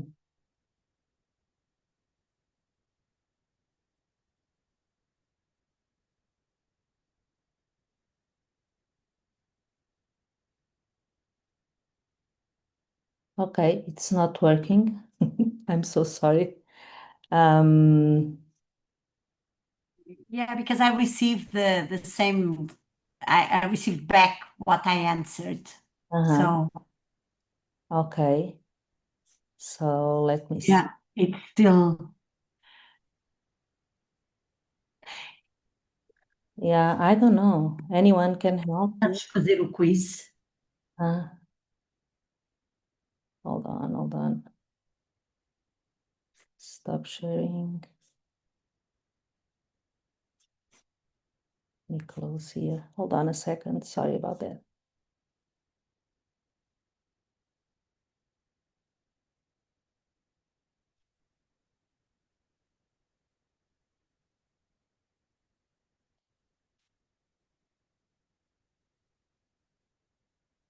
Okay, I tried this in the morning and it worked well, so I don't know what's happening now.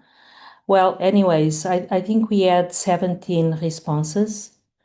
And Moment, can you stop me? Can you take me off as a co-host? Maybe that's the issue. okay. because I can see, I don't know if everyone is seeing this one, so just take me out as a co-host.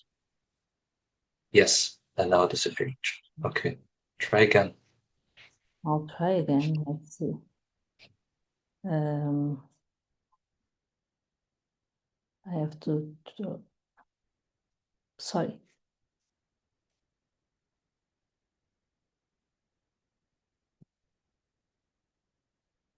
Okay, anyways, while we're dealing with this, maybe we can just chat about that, about our priorities. Anyone want to start with?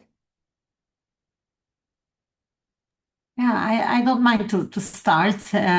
What I wrote, I think that it's really amazing to have this group of people, and I'd like to know more about the networks, the existing networks.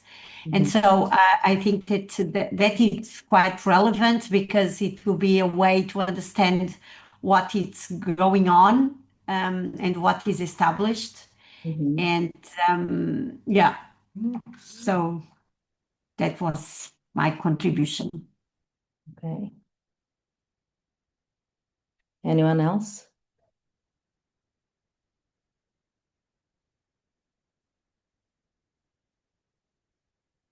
So we're talking about the expectations for the working group. So I think I've seen on the chat some events coming up, which is also one of our questions, but I think gathering at events that are, happening, and we can just make the time, the session to continue the discussions. I think it's one of the options. Yes, Tobias? Yeah, I think maybe Karina, you wanted to say something as well. I don't want to go first. No, it's okay, Tobias. Okay. Go for it. Yes. Hello, everyone. Some familiar faces, but many people who I just know by their papers.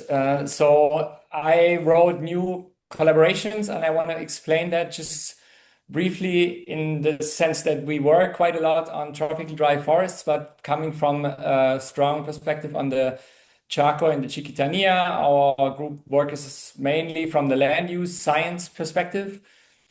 We work on land use change, and we are interested in understanding the impact of land use changes on biodiversity, mainly working with vertebrates. And recently we've started to do a bit more global work and also comparative work, where we are trying to compare the Chaco Chiquitano situation to other similar ecosystems.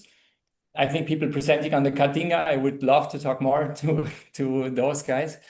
But also we do some comparative work with systems in Africa, India, and I would love to also do more comparative work with Southeast Asia. So just mentioning this, that's something I would hope to get out of networks like this, to build more networks of like-minded people to do this type of cross comparison between ecoregions. Yeah, that's great. Thank you, Tobias. Yeah, I finally got the responses out. Sorry, can you see my screen? Yeah. Yeah, so I think some of the things that Tobias just mentioned, it's collaboration and speaking together, speaking about these issues together, and also collaboration in projects and other initiatives. I guess global network or network and global network came second. So I guess that's what we're doing today. It's networking, which is important. And I think linking with what Michelle said at the beginning, how to create a CSO in Asia. I think we can use this platform as well to help regions that still don't have the networks going on, how we can support these regional networks. I think it's important as well. I think learning methods and global knowledge came also as second, third. So also, yeah, I think it's important. I don't know if anyone wants to comment on these results. Natasha, Yeah, go ahead, Karina. may I comment? Yeah, from my like personal expectation, I think that is a little bit beyond dry floor, but last year I was very involved in an event in the COP16, which the goal was really to raise awareness about the gap, the funding gap, and also the attention that the dry system has been taking in the environmental international agenda. So I think that having a global network would be stronger to present arguments to the funding bodies. So having this cohesion would be amazing. I did a kind of a test in Latin America, and also because COP was in Colombia, so it was easier also to get the people together. But I think that having a global voice would be very, very useful for this kind of to making something equivalent to what the Amazon have achieved. But I think that dry system needed urgently. Yeah. So I would love to really follow the process in that sense. Thank you, Karina. And I think things we need to, organize ourselves, how frequently we think we should meet, and, bring hot topics. I think those are the issues maybe in the future we'll come up with some ideas on how to move forward. I think all these ideas are very important to maintain the global network, but then it's a matter on how we communicate and when we communicate. I don't think we don't want to have too many meetings, but also not too little. So yeah, those are the things we need to do. Casey, yeah? And it's probably we would say like preaching to the choir, but I'd just like to emphasize that I think it's really important to be making the case for these ecosystems and their importance in all kinds of different fora, but there's such a bias towards thinking about a system that isn't like as full of trees as it could be, as somehow therefore degraded. And that message never goes away. The sense that, if it's not a lush evergreen forest, it's degraded. But equally, we should never go away in our persistence about talking about how seasonal ecosystems, fire, all of these things don't mean degradation. So IUFRO seems like a good body for doing that. It produces these reports that have a bit of weight behind them, expert panels, that kind of thing. So I think anything we can do to keep that current and to always be there in the room saying, no, you don't have to maximize carbon in this ecosystem to make it worthwhile, or it's okay if it burns and things like that. So I do hope there's a role for IUFRO there in just keeping that policy facing message going. Yeah, I agree with you, Casey. And something also that we didn't touch much today, but how, the role of local communities, right? The traditional practices and how they can be capitalized for improving these silvicultural and management systems. I think it's really a point of discussion that we need to have at a point. So when we talk about the socio-ecological systems, what does that mean? How we bring the social component to this. Yes, Christina? Yes, I was thinking that according to what you just said, Natasha, that because we have a lot of population there, a lot of communities that are totally dependent on these forests and on these ecosystems, it will be something really worthwhile, I think, that is to valorize those products that are coming from these regions. So we really need to have economic and economic value because they are created in here. So I was wondering do you think that it will be possible or useful to have a kind of association? What I mean is that from what we saw today, we had from biodiversity to fire management to carbon stocks and carbon fluxes. So I'm sure that there is already within this community quite a large variety of aspects and topics, and it will be easier to find others. So I was wondering that maybe we should try to not officialize too much, but at least to put something that we can call ourselves to a name in order also to bring us in a stage, like Casey was saying, to listen our voice, because if we do not have any name, then maybe it will be difficult. Just a thought. Thank you, Christina. Sven, do you want to comment on this or something else? Yeah, okay, go ahead. You're muted. Especially to Casey, this is exactly what we have in mind, Casey. We'd like to raise the flag for this ecosystem, and maybe for your better understanding, this group already exists for 10 years. I had this pushed this here and there a little bit, but tropical dry forest has not been my key topic. I also working on other ecosystems, and my experience during the last years was it's relatively easy to bring people together on one event, which inspires us. As today, it's inspiring, really fantastic to see. But what was hard is to work on a common theme during a longer time and keep a group together. So this would be the kind of challenge for those people here and maybe those which could attend in the future.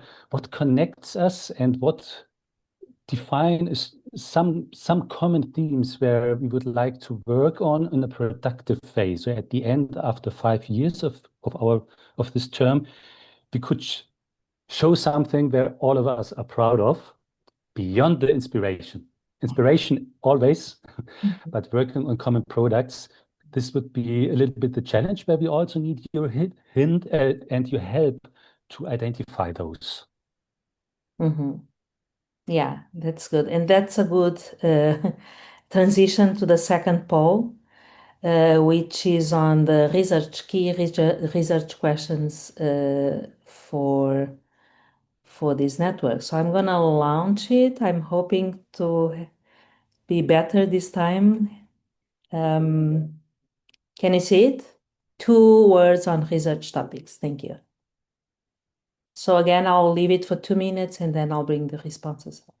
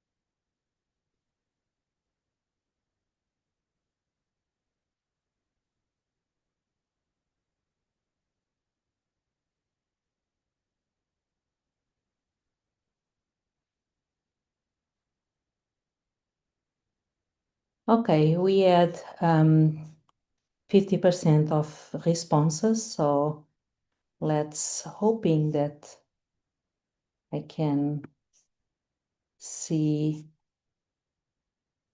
the responses on my Zoom.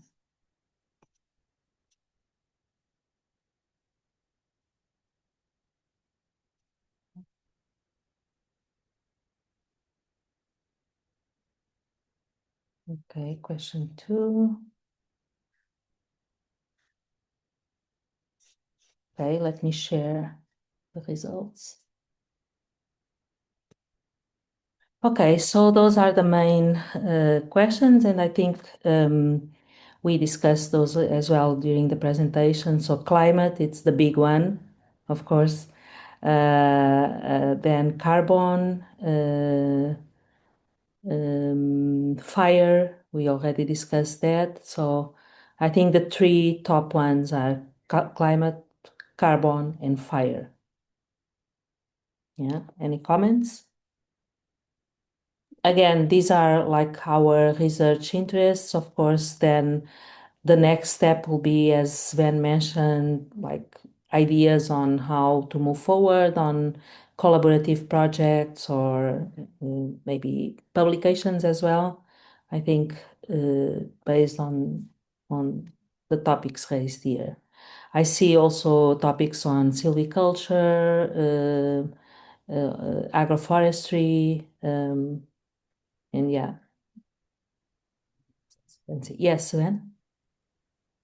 I find it also interesting that we have changes, dynamics. If you connect these different words, they are connected somehow, so that Yeah. the dealing with dynamic ecosystems is also what we had frequently in the presentations.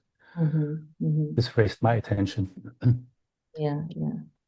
And then wildfire and fire. Yes, Sally? Yeah, thank you. I don't see it here, so maybe my contribution didn't go through. But I think what Michael raised of the water, we think about these systems as water limited, so they're responding to water, but looking at how they alter the hydrological cycle and learning from each other's experiments. It's probably worth putting in there. I hadn't thought about it till he raised it, but I think developing a common voice so that misconceptions are not continued to be pushed through policy would be very important. Because the people are often water limited, right? There's always a water stress in these social systems that surround these ecosystems, so the water aspects become so important. Yeah, and yet we don't understand how altering the systems or they're so dynamic, but under what conditions do we increase stream flow in the rivers? We don't really know that. And then I also just wanted to say that across the tropics, we seem to have different skills. I'm always so amazed by dry flora and the fantastic floristic analyses they've done. And I feel like humbled that we haven't done the same thing in our system. And so one of the big research things could be just like sharing disciplinary depth so that we can develop the same, and you mentioned that in your dry floor talk, is like now we're going to be starting to measure tree growth rates and carbon stuff. And so that could be really useful, I think. Yeah, it's good, yeah. Anything else? Sally, you still have your hand? Oh, it's an old one. Okay. Can I put my reason? Yeah. The idea of this cross-continental thing, I think continental was on there, but it was hard to fit it into two words. But the idea that we need a better common language to talk about these ecosystems together. Yeah. Okay, now I have put up my hand again. Yeah. Go ahead. Maybe you're right, Casey. And Natasha, you would be the one to do it. We need to maybe that should be our goal in the next few years. We have enough meetings, we gather enough consensus, and then we publish a paper saying these are the words we're all going to use going forwards, because it will enable us as a community to prioritize these systems that we love and care about. And it can be the declaration of 2026 or whatever, and then we all agree, and we might not all be happy with the words that we're using, but at least we all agree to use the same words. It's kind of time, right? I think so, yeah. And that kind of like the declaration 2026 on yeah, and I think we have here the right platform to build this up. So I think we should definitely move forward. Okay, can I move to the next poll? We still have 4 to go. Sorry about that. It's taking longer than we thought, but I think we're still under the 2 hours, so we're not that bad in terms of time. So the next one is upcoming events. So there is already some mentioned on the chat, Casey, and I guess someone else mentioned, but yeah. the idea here is to see how many, if there are events where some of us will be together, even if we go for different reasons, but we can get together and discuss these things. But the other way is to organize sessions, if it's possible, and then have like sessions on tropical dry forests. Yeah, I saw some meetings that were mentioned while you. Well, Casey, I think you'll mention yours, right? But there was another one.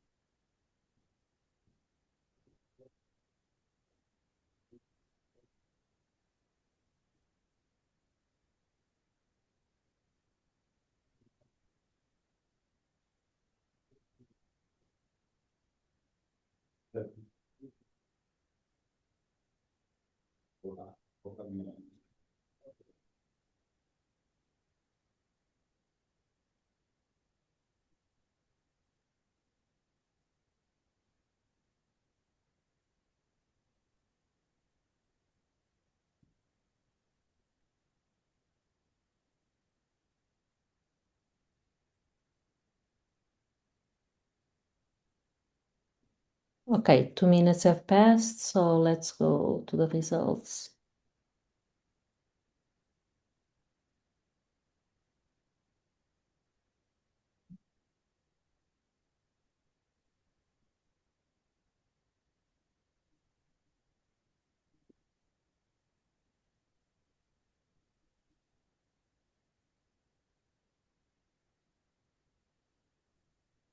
Okay, so definitely COP, it's there.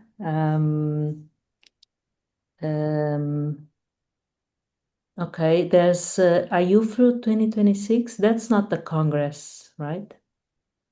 It's maybe one of the divisions is organizing a meeting.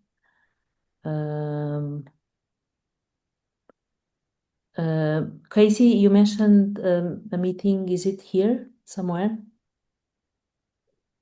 No, I didn't manage to get it. I wrote Savannah Science Network meeting because I thought it would be really interesting if loads of dry forest people turned up and said, hey ho, you guys need to think about whether you're a dry forest or not. But no, it's just next week. I put it in the chat, in fact, the one that Jess is running. It's got an online component about East Asian savannas. Okay. There's also mentioning of the ATBC. Anyone going to the ATBC? I went once and it was a good one. And Sally organized the session, right? The one last year. Yeah, it's in Mexico this year. Sorry, Sally? It's in Mexico this year. There are some sessions, I think, on woodlands and dry forests. It's Carla Staber has organized one. Okay. Okay. I think it might be in Asia next year, so it might be a nice way for us to motivate if we want to build an Asian community to have something there. There's one mentioned about meeting in Panama. I don't see anything in Asia. I don't know, Michelle, do you have any ideas? No. Yeah, okay. Not aware of any We have conferences. Okay, thanks. We have a hand, Hubertus. Sorry if the pronunciation is not correct. Go ahead.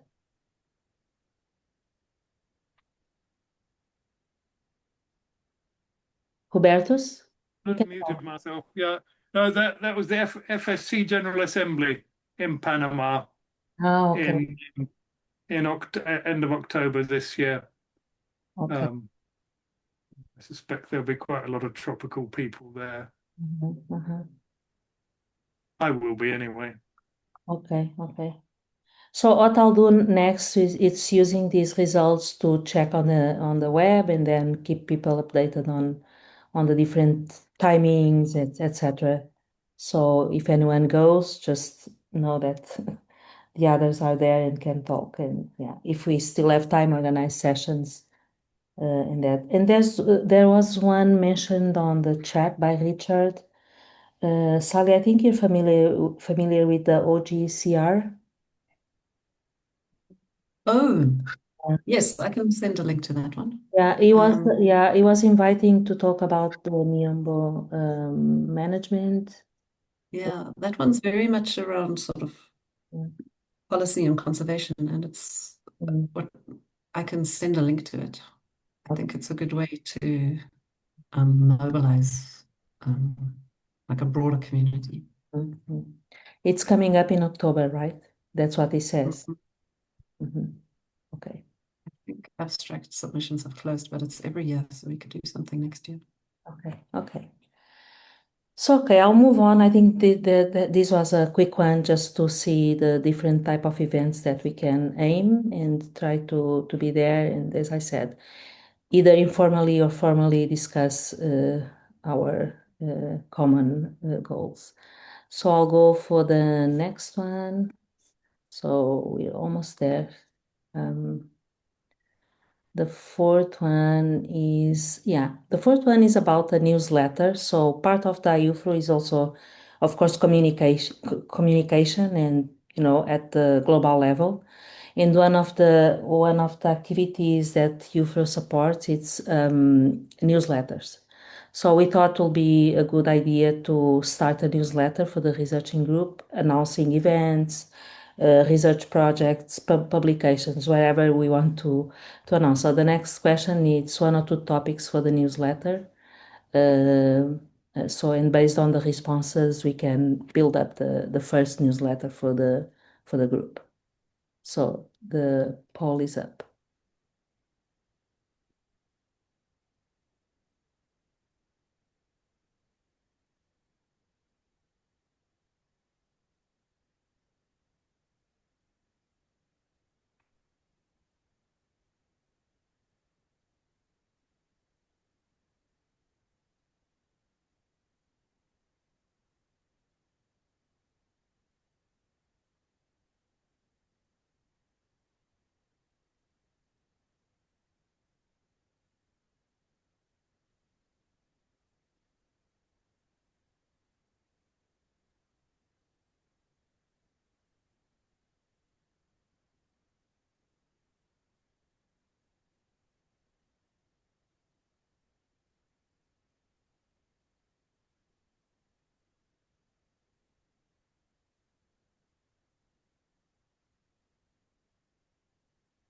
Okay, I don't see any more responses. Okay, they're coming, sorry. Yeah.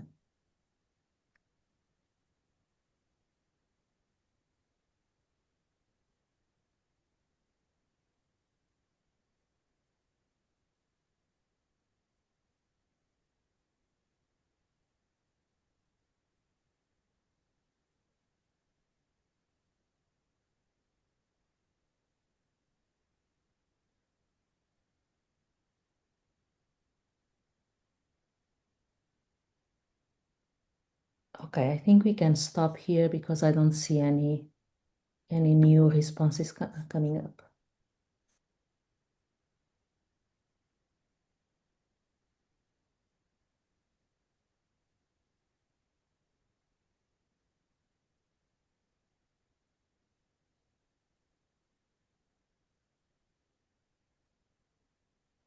Okay, I think this is also something that we have already discussed. So events,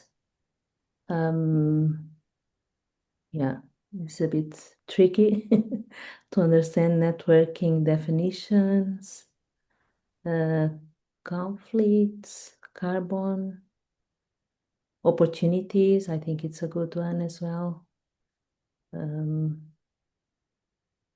papers, climate papers, contributions. Yeah, those are the the responses.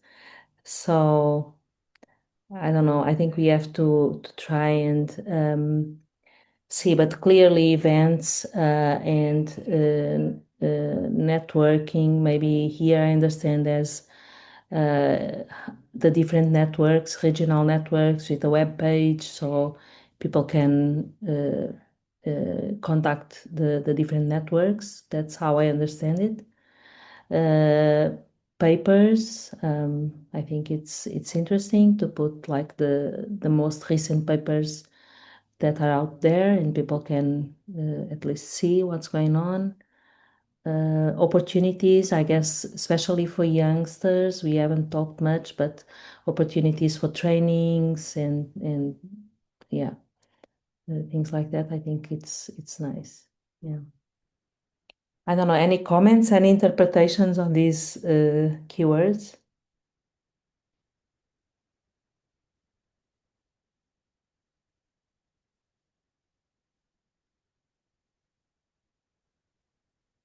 Okay, looks like no. Any comments so far?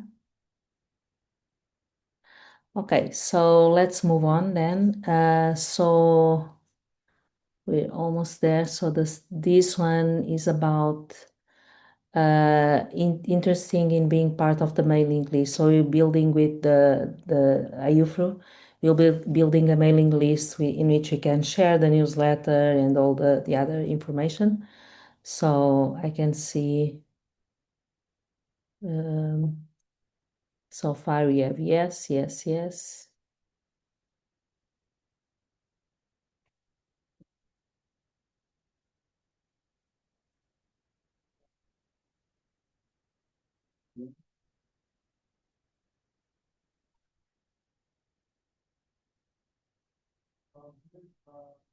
Sven, I don't have much experience on IUFRO on building mailing lists, but I'm assuming we'll ask for we have the participants list, we'll ask for the emails and then provide IUFRO with the list of emails that we want to build, right? Is that how? Exactly. Mhm.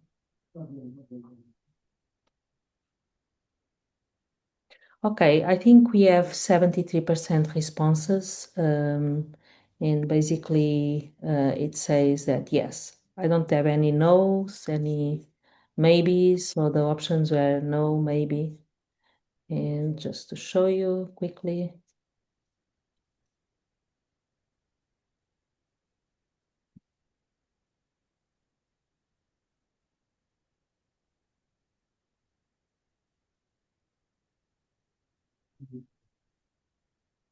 So from the ones who are still here, many people, so yes. So as I said, we're gonna work with you from that, asking your emails, the ones I don't have, and then build the mailing list. Okay. Yeah. And the final one, it's about publications, and basically it's asking for like joint publications, right? So if we see it something that we should move on, I mean, Casey already mentioned the paper with 2050, 2040 people, but now it's like what kind of publications we see it like together, right? It's a policy brief, as we already mentioned, raising the voice of the TDFs. Maybe a policy brief is a good one. A review paper or a special issue. There's another working group who worked on a special issue, so we can work with a journal and open up a special issue. On the review paper, the Forest Ecology and Management, they have this TAM review, which is basically a hot topic in forest ecology and management, and it's by invitation. And maybe based on our discussions today, we can maybe come up with a hot topic. I would say maybe the definition of the dry tropical forest. So hydrology of the dry tropical forest, so some kind of like hot topics that hot topic that can build like the or leverage the our voice as the TDF. So that's what I thought in terms of the review paper, TEM review for forest ecology and management. So now we have, okay, it's responses are coming, but it's very, very pretty much balanced in between the different types of publications.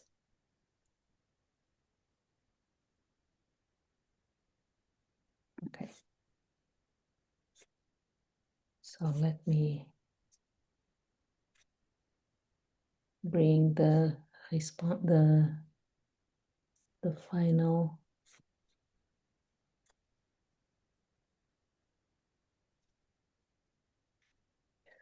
Okay, as you can see here, so a special issue and review paper, it's a good one. Oh, I mean, they are tied up, so maybe we need to define, I don't know. I mentioned the TEM review. I'm just thinking if anyone here on the webinar wants to coordinate this TEM review, since I'm part of the editors-in-chief team, I could easily link up with the forest ecology and management and move forward quickly with this. That will fall under the review paper.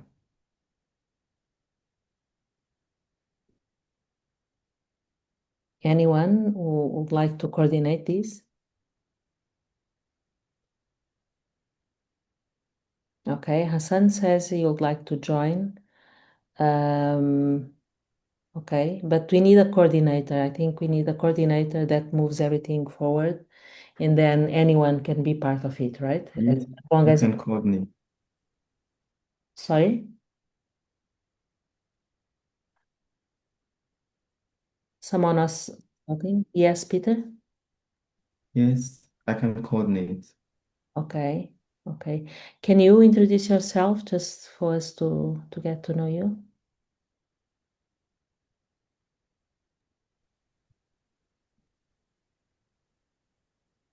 Peter, are you Yeah, there? hello everyone. Yeah, so my name is Peter Teje Jr.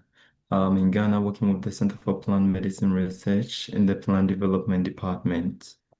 Yeah, and this is a brief introduction. If there are specific things you'd want to know, I would gladly let you know. Okay. No, that's fine. I'm glad you want to coordinate this, so I'll be in touch with you. And then we then need to build up the authors for this, right? There's a coordinator. Great. Anyone wants to be part, and looks like from the responses, there's plenty of people who wants to be part of the review paper. That will be good. Yeah. Then on the special issue, any ideas of a special issue, journal?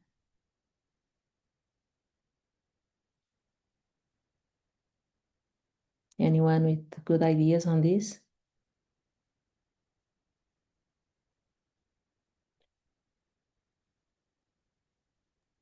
No. Forest ecology and management is a good one. That's the one you mentioned, yeah? Sorry, Sally, forest ecology? Yeah.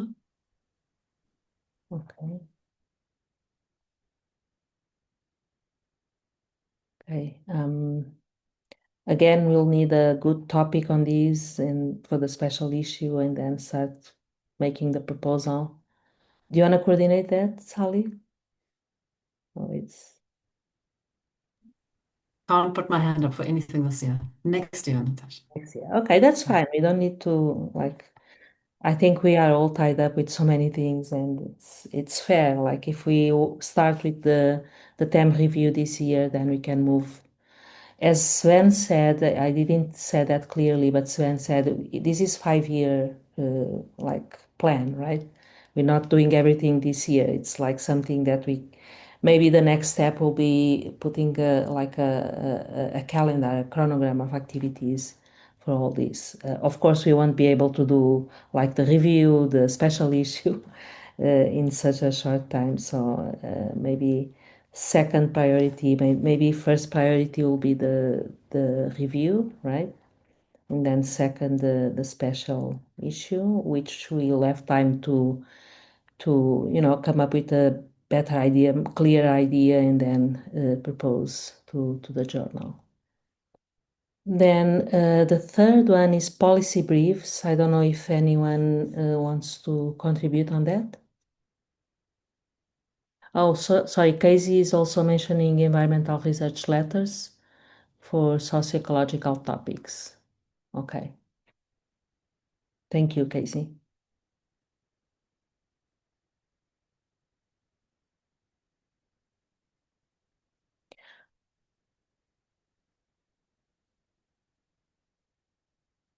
So if there's no ideas right now on the policy briefs, that's fine. I don't think we need to finish the discussions today. But it's good to know that we are willing to move onto that direction as well.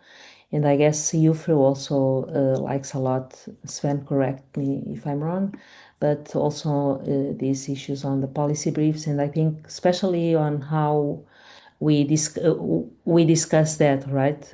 We need to have a voice. So I think a policy brief, it's really a keen one for doing that. So yeah. And then some people mention other. I don't know if there's ideas on other. I left it open exactly to people to just come up with ideas.